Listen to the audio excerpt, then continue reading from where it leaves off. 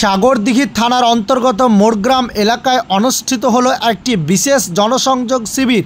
পশ্চিমবঙ্গ পুলিশের জনসংযোগ উদ্যোগের অংশ হিসাবে এই কর্মসূচি পরিচালনা করেন পুলিশ কমিউনিটি ডেভেলপমেন্ট সেল।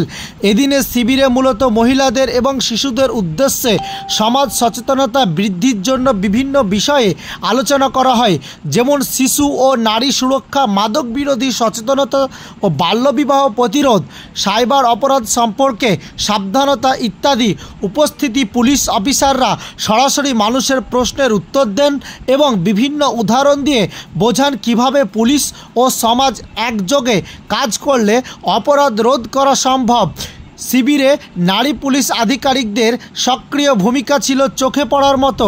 এছাড়াও এলাকার সমাজকর্মী ও সাধারণ মানুষ ব্যাপক উৎসাহ নিয়ে এই অনুষ্ঠানে অংশগ্রহণ করেন।